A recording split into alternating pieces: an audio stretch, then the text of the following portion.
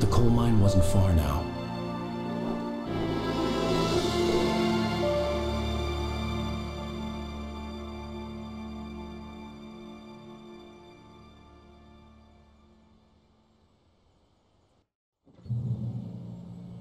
Today, I would meet the kidnapper, and he would give me Alice. I wouldn't give him any other choice. A drowning man will clutch at a straw. Little by little, without realizing it, I'd come to believe that the story in the manuscript was coming true. The current of its narrative had taken me deeper and deeper into dark waters. Alice had been taken from me. Barry was probably in jail. I was a fugitive from the FBI. The whole world taken over by the dark presence was trying to destroy me. It all felt real, but it matched a textbook case of insanity.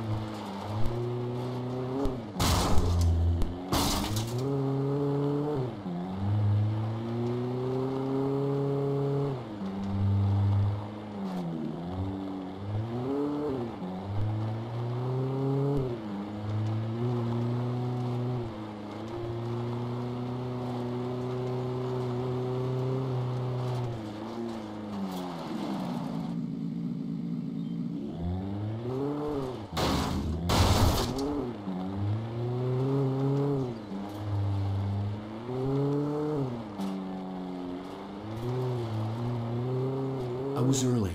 I was supposed to meet the kidnapper at noon in the main building. The coal mine was quiet. It was a museum now.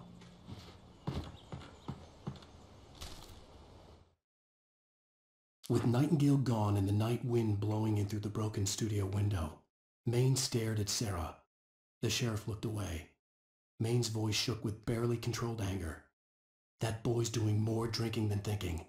I hope you know what you're doing, Sarah. He's got a sickness in his eyes. You take my word for it. He wants Wake for a reason, and it's not for anything good.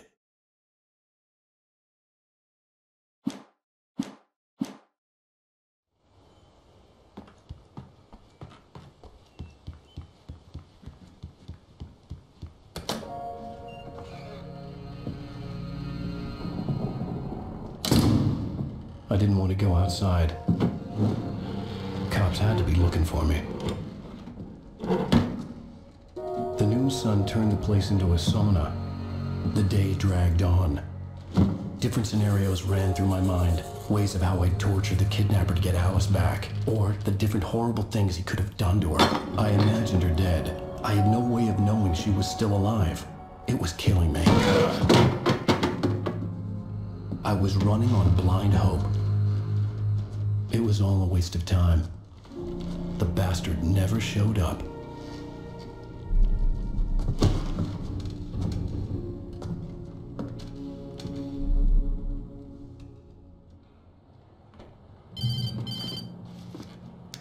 Wake! Where the hell are you? Change of plans. You know where Mirror Peak is? It's a big mountain north of where you are. You follow the path from the mine, you can't miss it. There's a lookout point there. I'll be waiting. I'm through being jerked around by you. You want to see your wife alive? Because if you do, you better watch what you say to me. Do we understand? I want to talk to Alice. Yeah, I want the manuscript. Don't keep me waiting, Wake. Hello?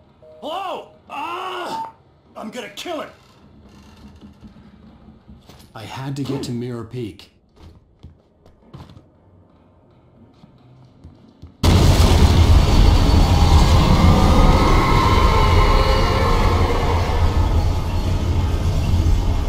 It was close. Maybe closer than ever before.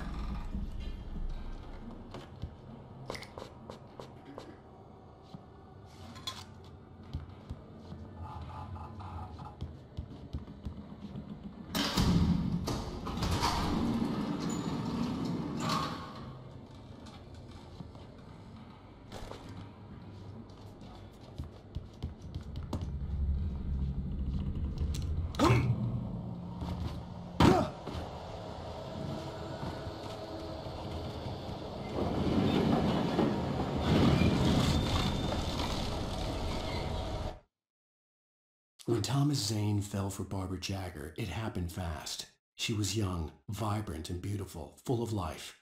He had never been a very happy man, and without any seeming effort, she had changed all that. Zane felt good for the first time in his life. Everything she did was another piece of a jigsaw puzzle he hadn't even known he'd been missing. And best of all, she made the words flow, strong and sharp. She was his muse.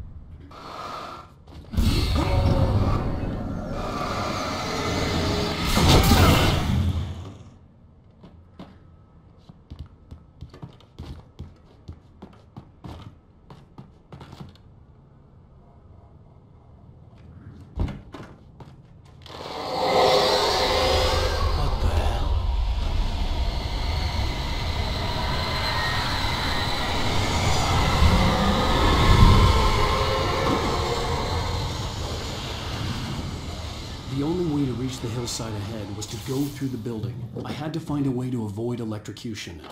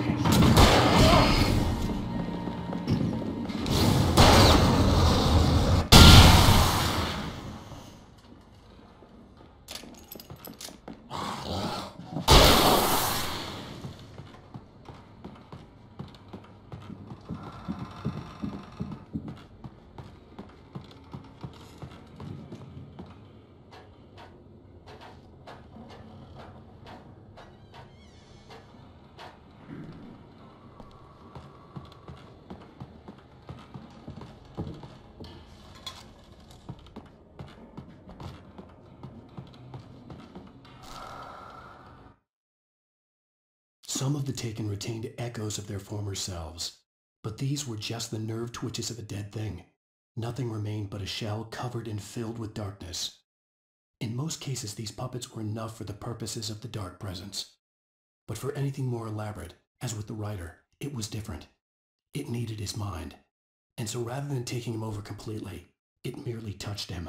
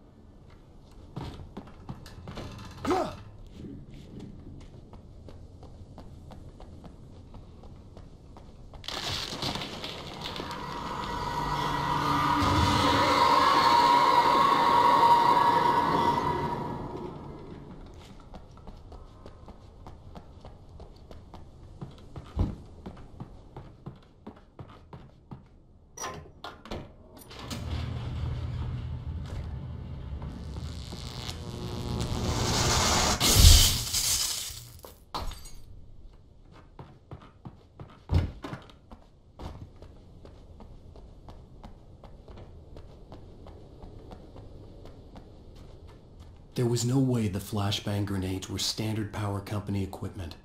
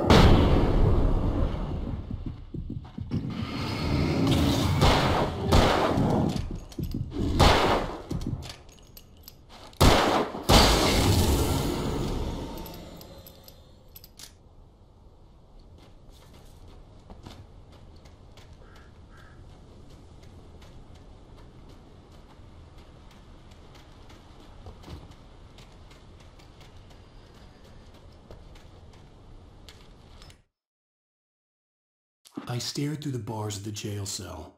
Barry stood behind me, swaying on his feet, looking as ill as I felt. Agent Nightingale stood on the other side of the bars with Sheriff Breaker. Nightingale had a stack of manuscript pages in his hand. He seemed unhinged as he gloated. "Well, I've got you now, Raymond Chandler. It's all here. All the evidence, including conspiracy to murder a federal agent."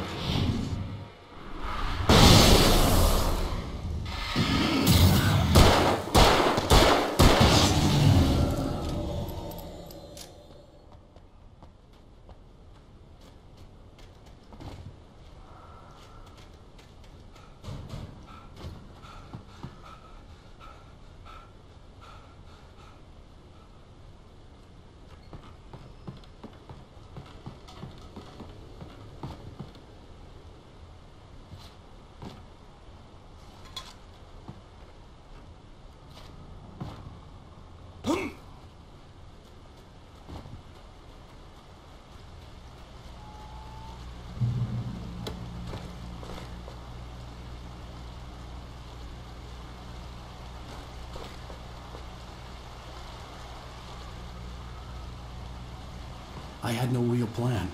I was going to give the kidnapper all the manuscript pages I had for Alice. If that wasn't enough, I'd hold him at gunpoint and make him talk.